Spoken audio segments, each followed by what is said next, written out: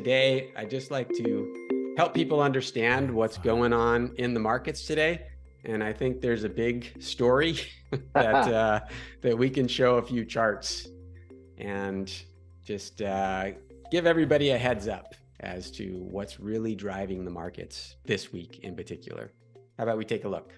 Sure, let's do that. I will pull up some charts here. Let's talk first about what's going on with megatech. One of the things you love to talk about, Richard, is your lack of love for long-term investing in the megatech companies. But this chart real simply shows what's going on here. With the red line here is the equal weighted S&P 500. Right. And so that means that every stock, there's 500 stocks in the S&P 500. They all represent 1/500th of the index. Yes. So they're all equally weighted. It doesn't matter what their market capitalization is. Right, and the blue line in this chart shows the standard S&P 500 that's weighted according to market capitalization. And right. So, tell us why is this such a huge discrepancy right now? So, well, just what we're looking at here, since around March 10th, 12th, somewhere in there. Right? There's been a huge divergence between the S&P 500 when you take the market capitalization weighted, the normal S&P 500 has been going up, while the equal weighted S&P 500 has gone nowhere. So what that means is that there's a few stocks in the S&P 500 that are really driving its performance for the past 2 months, basically since March. So I think we have an idea of what those stocks might be. Yes, we do. As a matter of fact, why don't we take a look at what those stocks are? And we've got another look at, again, on a performance basis, on a percent change basis back to the beginning of the year. Of those big stocks, we've got here, Richard, NVIDIA, Microsoft, Meta, Facebook, as most would know it, Apple, Alphabet or Google, Amazon, and the green one, the one at the bottom of the chart, the S&P 500. So NVIDIA and Meta are both up nearly 100%. NVIDIA over 100%. Apple is up 40%, right? But it has the biggest market capitalization of them all. So it's probably driving the performance of the S&P 500 as much as NVIDIA plus Meta together. And then you also have Alphabet and Amazon and Microsoft all in there too. So bottom line is whatever up there's been in markets over the past couple of months has been driven primarily by just a handful of stocks in the S&P 500. And do you have that chart that shows the, what percentage of the market cap each stock in the S&P 500 represents? There it is. So look at this. This is Apple is about 7.5% of the S&P 500. So Apple's market cap right now is what, 2 trillion-ish? Yeah. Well, yeah, so, plus a little, yeah. 2 trillion plus. And so the total S&P 500 is probably 30 trillion plus, maybe 33 trillion. So, yes. 7 trillion, 7.5 trillion out of 33 trillion. Sorry, 2 trillion out of 33 trillion is about 7.5%. So 7.5% of the S&P 500 is Apple alone. And somebody put out a chart this week. It might have been Tom McClellan and others showing that the market capitalization of Apple alone is greater than the entire Russell 2000. Hard to believe. All 2,000 stocks in the small cap index I heard it And was also greater than the entire UK stock market.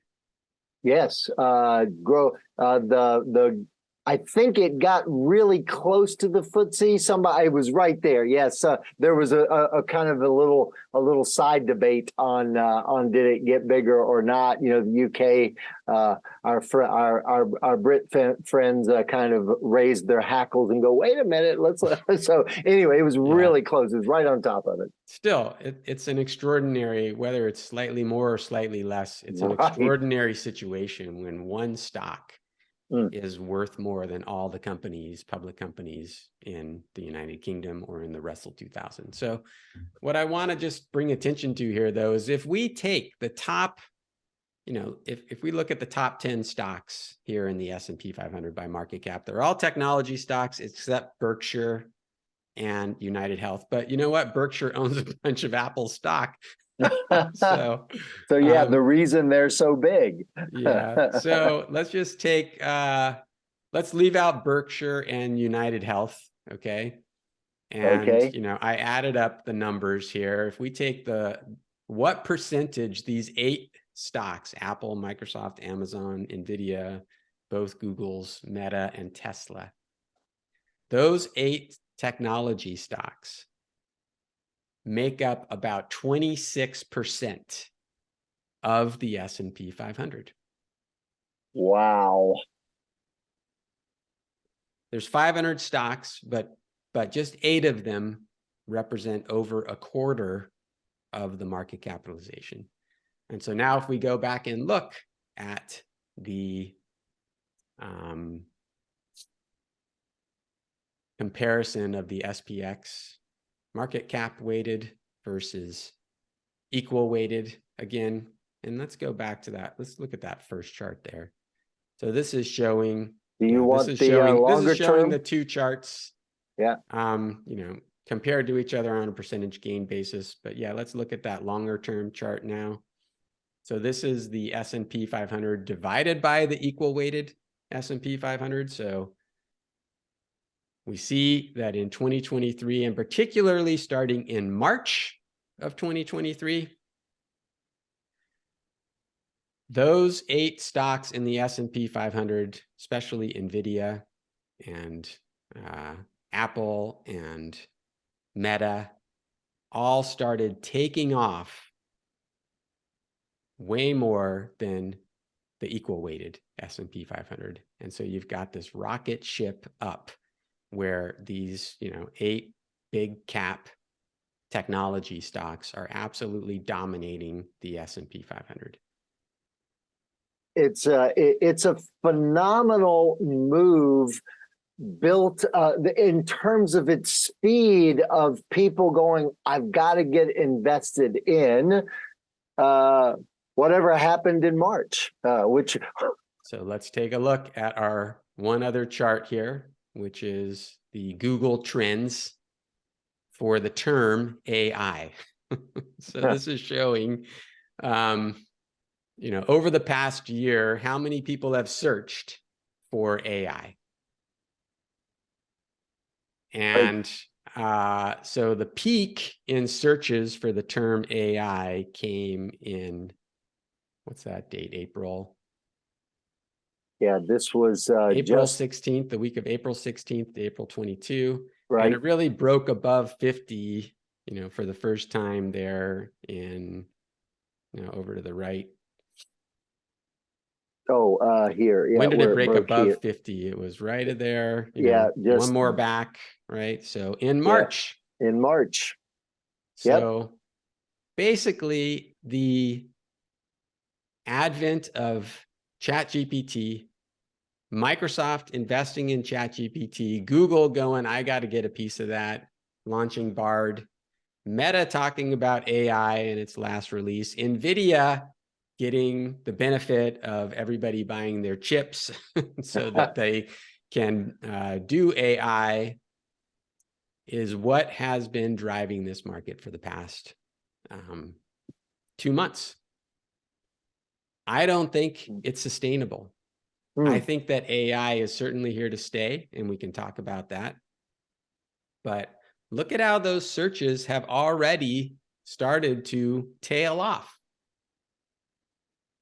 Which is really interesting because we've seen some work in the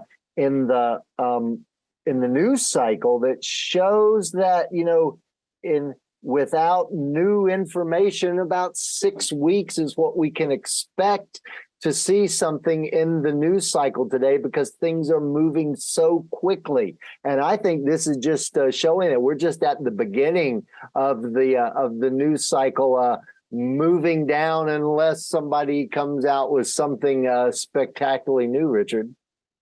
So look, AI is spectacularly new, and that is a double-edged sword. You know, it is spectacular and it is new, and it is spectacularly new. And we're definitely in the midst of a hype cycle, which doesn't mean that there's not plenty more to come from AI, but the attention span of the average person is very short. and I think this move, this AI hype cycle move, is long in the tooth already. And it is what is single-handedly holding up the market right now. So I am skeptical that this market, this rally that we're seeing, is likely to endure much longer. I think it is very dependent on the AI hype story around big technology stocks. And as you mentioned, I'm not even a big fan of big technology in general. I think that big technology is too big. It's like big banks are too big. JP Morgan is too big, you know, gobbling up all the little banks. I think it controls over 10% of all the deposits in the United States now. So this isn't the way most Americans want our country to operate. It's not the way we want the world to operate. And it's part of, you know, going back to the definition of good, right? Yes, technology stocks have been good since January, and particularly since March, in terms of going up. Okay, granted. I don't think it's good to have that much power consolidated in so few companies and so few people. And I don't think it's good in terms of it being a sustainable move. I think the people who are chasing that move right now are likely to be disappointed. I believe you're right, Richard. A lot of folks trying to come late to the party has probably driven the last little bit of this push up. And that could be just that, the last ones in. Well, totally. All right, DR. Well, I think this was a good first step today to helping people get a little better sense of what's going on in the markets. And I look forward to unpacking much more of this with you in the days and weeks to come. Thank you. Hey, same here, Richard. I hope you have a great rest of your week and look forward to the next time we can get together. Fantastic. Thanks for all this, DR. Appreciate it. You bet. Bye.